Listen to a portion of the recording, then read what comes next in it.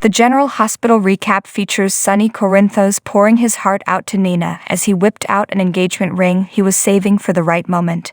In this episode, Sonny did his best to get Nina to say yes, while Carly chastised Olivia for not kicking her husband out of his family house. Dex and Spencer came to blows at the boxing gym, and Trina was quite disappointed in Spencer. Brooke Lynn had a theory on who might have turned Carly and Drew into the SEC, but her life was interrupted by a highly romantic gesture from Chase. Now let's dig a little deeper into the details. When Nina Cynthia Watrous pointed out that Sonny's Maurice Bernard family will always exclude her, Sonny decided to make her his family and impulsively asked her to marry him. Nina was stunned and immediately said no. Nina thought that Sonny's proposal was just out of pity, and he said that it all came from love. Sonny soon launched a whole speech about spontaneity did not mean he wasn't serious, while giving Nina a sweet and heartfelt declaration of love. Nina asked if Sonny had ever thought of proposing before then, and Sonny admitted that yes, he had before, whipping out a gorgeous rock of an engagement ring from his pocket. Nina was speechless at that point, and in tears, by the time Sonny explained he had been carrying this custom-made ring around for days waiting for the right time to pop that all-important question. Nina still said no because she was afraid being his wife would hurt him more. Sonny insisted he still wanted to marry her no matter what because she accepts him for who he is and doesn't ever try to change him. He had loved her from the time he met her in Nixon Falls and was happy not to have to put on his mobster persona when he was with her. He pointed out how similar they were and begged her to be his partner for life.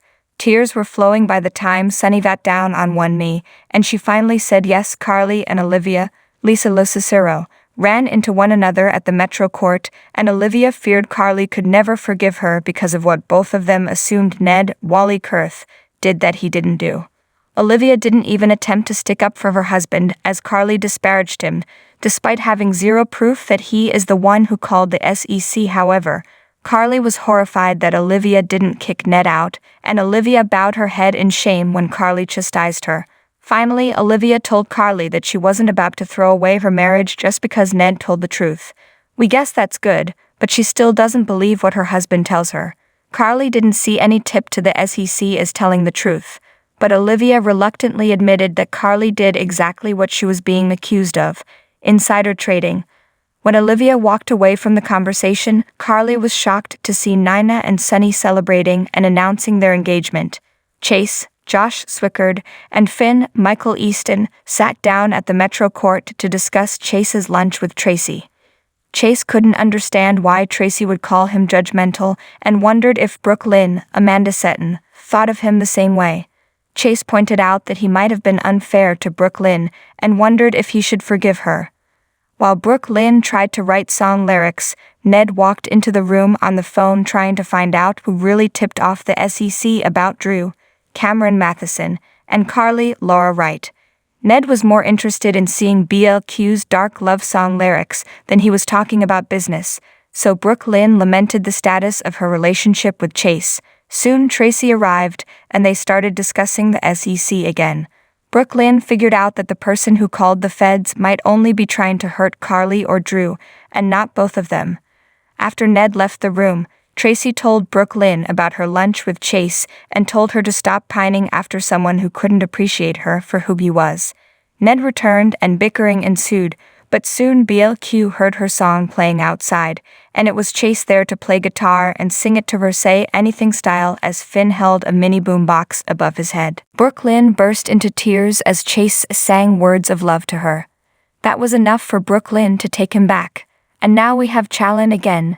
Dex, Evan Hofer, let out his frustrations on a punching bag at the boxing gym and tried to play nice with Spencer, Nicholas Alexander Chavez, when he walked in. Spencer still doesn't like the guy, so he wasn't receptive to Dex's small talk and told him that he still didn't trust him.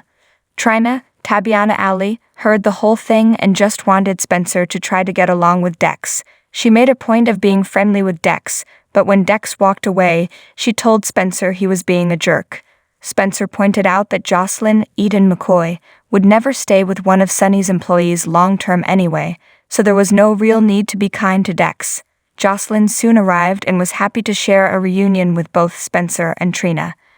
After Joss mentioned she was fighting with Michael, Chad Duell, Trina chastised her for doing so as his wife lay dying. Joss insisted she had good reason, but she refused to tell her friend what that reason was.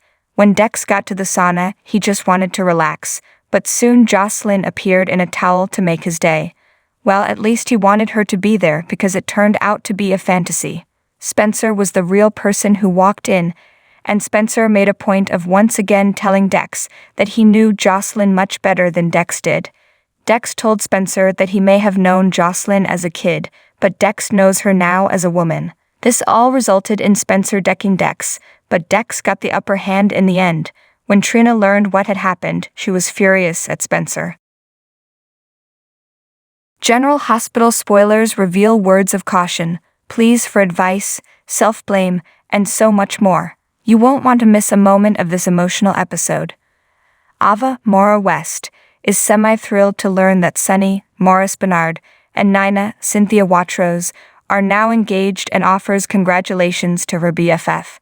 However, her congratulations also come with a word of caution. Sonny can never learn Mina is the one who tipped off the SEC about Carly's, Laura Wright, and Drew's, Cameron Matheson, insider trading shenanigans, or he will never forgive her.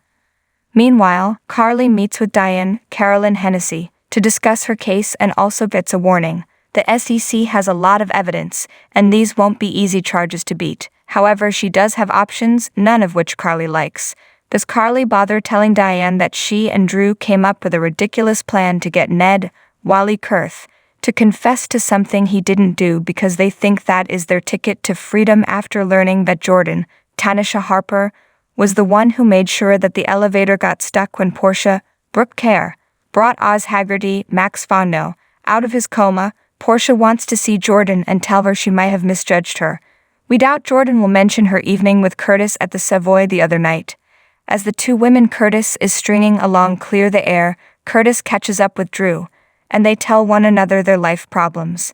Curtis is especially distraught, wondering if he gave up on Portia too soon. Will either one of them have good advice for the other? And will either one take any advice? Molly, Haley Polos, is still distraught after learning her endometriosis is more severe than originally thought, and she will never be able to conceive a child. She even blames herself because she never got her unusual period symptoms checked out sooner. Other Davis girls do not know exactly what is going on with Molly, so they are at Alexis's, Nancy Lee Grahn, place to catch up. As they discuss everything going on in their lives, Sam, Kelly Monaco, wonders why Alexis is so silent.